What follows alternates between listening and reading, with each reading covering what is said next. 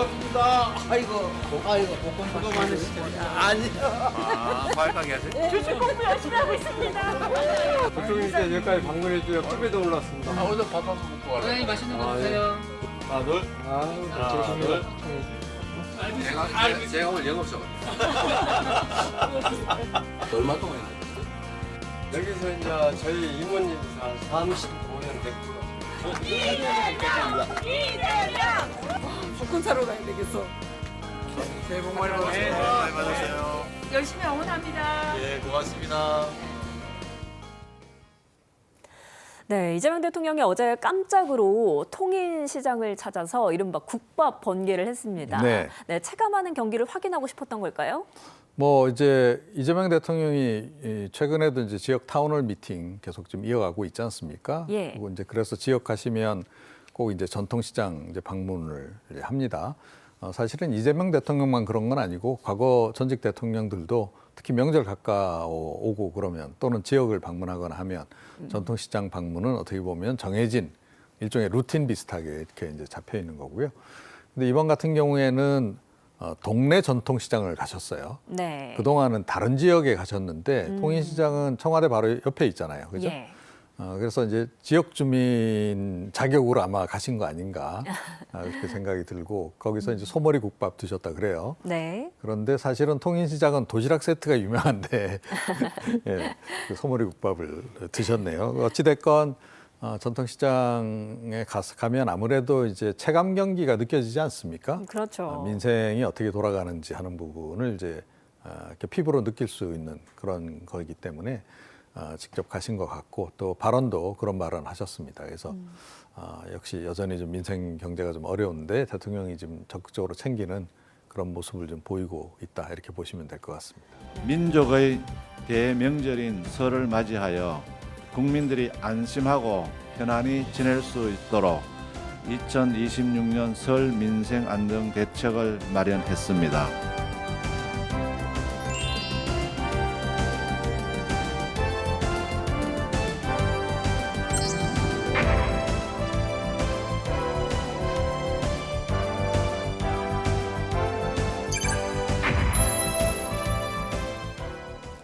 민족 최대의 명절 설이 다가오고 있지만 장바구니 물가 걱정에 마음이 무거우신 분들이 많을 텐데요.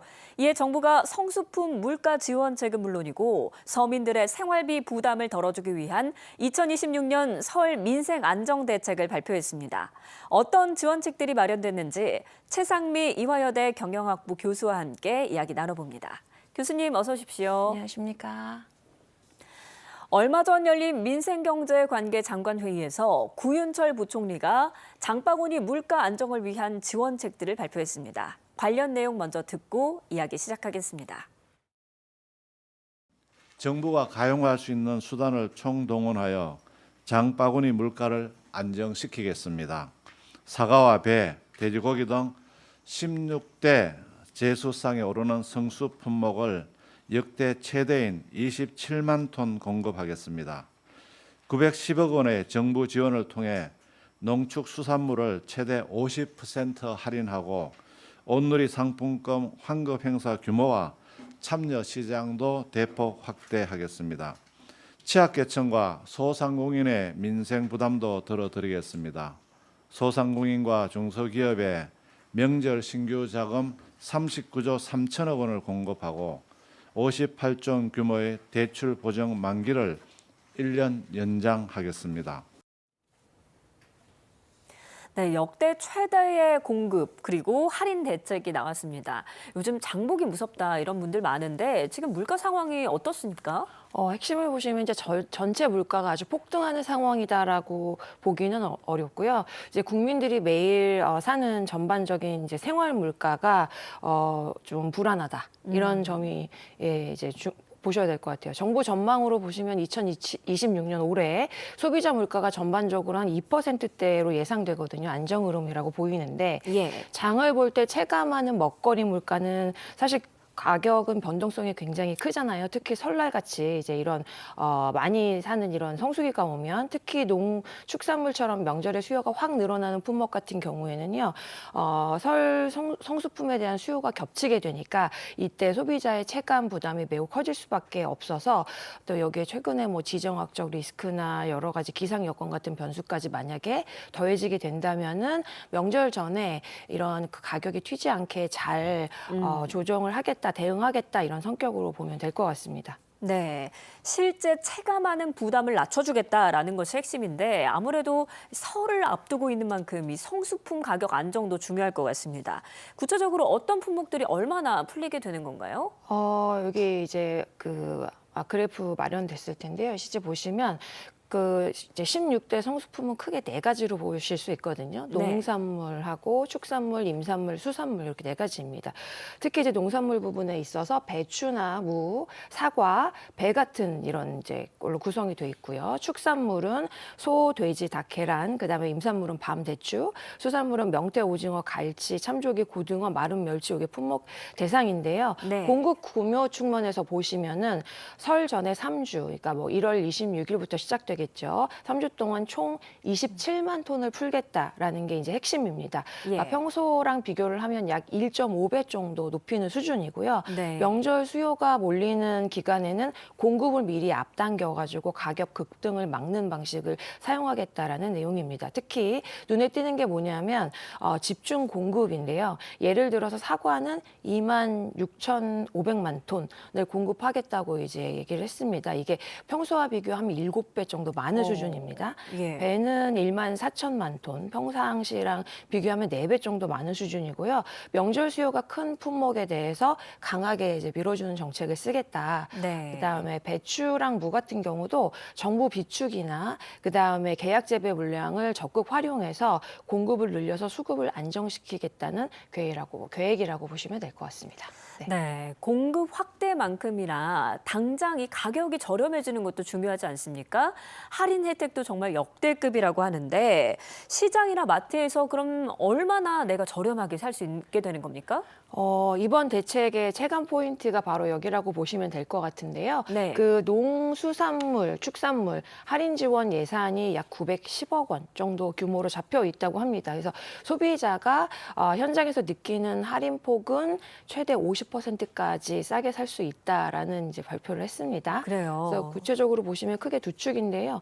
뭐 대형마트랑 온라인몰 같은 데서 온 오프라인 유통 채널에서도 1인당 최대 2만 원 정도까지 할인 혜택을 주고요. 그다음에 배추, 무, 계란, 돼지고기처럼 가격이 높은 품목은 최대 40%, 명태, 오징어, 갈치, 뭐 조기 이런 대중성 어종과 김 같은 경우는 50% 할인을 지원하겠다고 하고요. 네. 전통시장에 있어서도 온누리 상품권을 현장 지급하고 현장 환급한다 해가지고 참여 시장을 대폭 이제 늘리도록 할 것 같고요. 그 다음에 환급 부스도 부처별로 따로 운영하던 거를 통합 운영하고 모바일 대기 방식도 도입해서 불편도 줄여주겠다.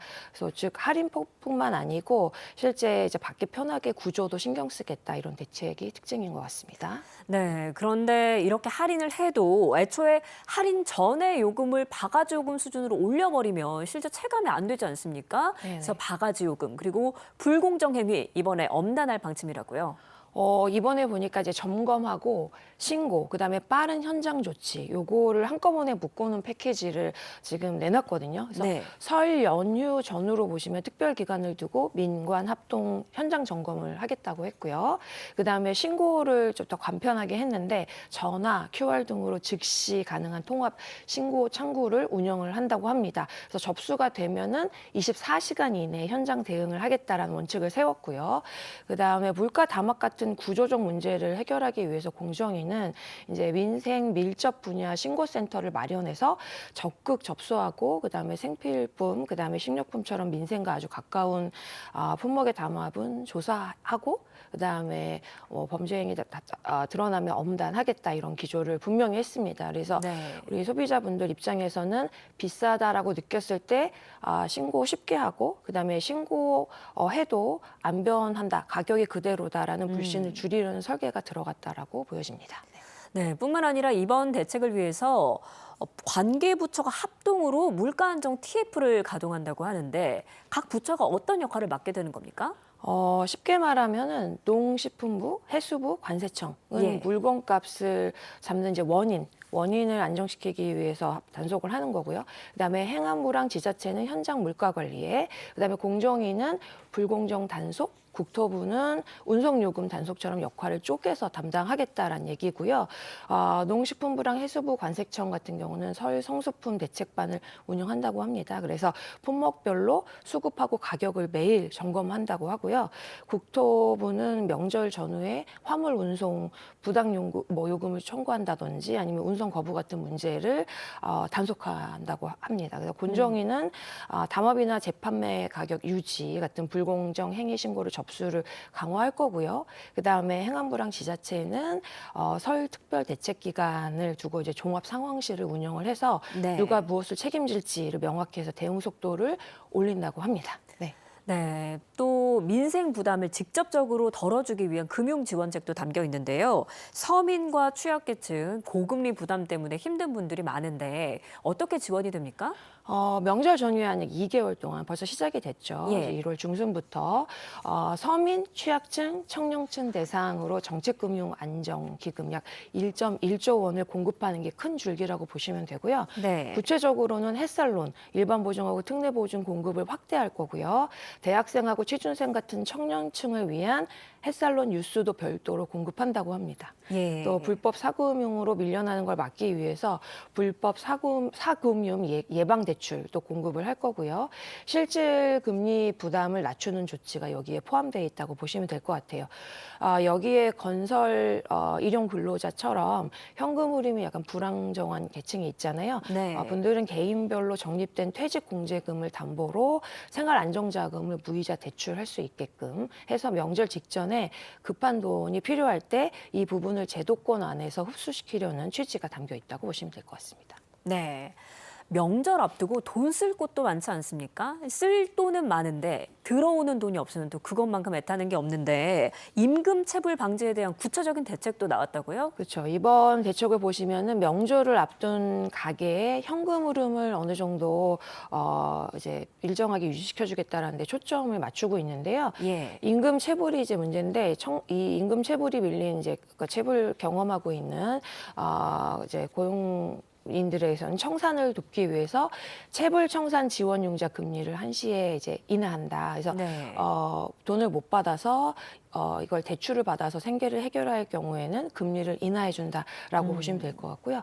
고액으로 체불이 이제 된 사업장 같은 경우에는 이제 설 전에 집중 지도를 해서 임금 체불에 대해서 특별 근로 감독도 실시할 예정이고요. 네. 이제 체불이 이미 된 이제 분들에게는 국가가 업주 대신에 사업주 대신에 체불 임금을 지급하는 대지급금 처리 기관을 단축해가지고요. 명절 전에 좀 받을 수 있도록 공백이 생기지 않도록 속도를 높일 거고요.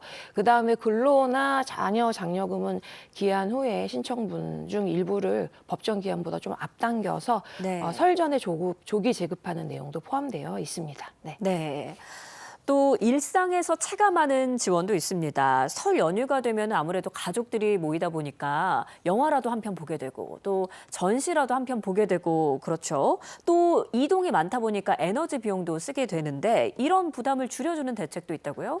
네, 이번 대책이 장바구니, 그다음에 고정비 이거 한꺼번에 잘 보살펴 보겠다 이렇게 건드리는 게 특징인데요. 말씀하셨던 문화 같은 경우는 취약계층이 문화, 관광, 체육 활동에 쓰는 문화 누리 카드를 설 전에 조기 재충전할 수 있게 하고요. 신규 발급도 이제 명절 전후로 이용이 시작되도록 이제 할 예정이고요. 에너지 부분도 있어서 유류세 인하 연장을 한다고 합니다. 예. 그다음에 물가 연동 보조금 지급도 연장할 거고요. 그리고 에너지 바우처 가구 중에 등유나 LPG 사용 가구에 추가 지원이 들어가 있습니다. 사회복지시설 난방비도 설 전후 국비로 지원할 거고요. 통신도 무료 영상 통화 지원을 해가지고 데이터 걱정 없이 가족이 서로 안부를 물을 수 있도록 지원한다고 합니다. 예.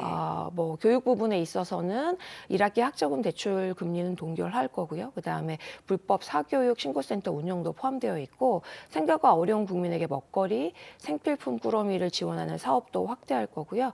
그다음에 주거 부분에 있어서는 쪽방이나 옥탑방 등의 이제 주거 취약계층, 공공 민간 임대 이주 지원도 포함되어 있습니다. 그래서 이게 네. 명절 한철 대책뿐만 아니고 생활비 여러 항목을 동시에 눌러가지고 체감 부담을 낮추기 위한 패키지다 이렇게 보시면 될 것 같습니다. 네. 네, 그리고 전통시장 상인들 그리고 중소기업들 자금 사정도 중요한 문제입니다. 명절 전후로 금융 지원도 풀린다는데 정확한 규모 그리고 방식이 어떻게 됩니까?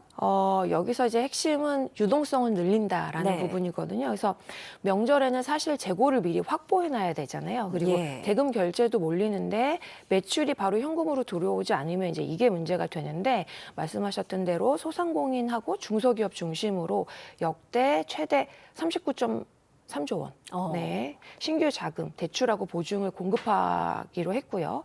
동시에 기존 대출 보증도 만기 연장으로 숨통을 틔워주겠다는 구조가 핵심입니다. 그래서 네. 전통시장 상인에 있어서도 이제 성수품 구매 대금을 저금리로 지원을 하는 내용이 있고요.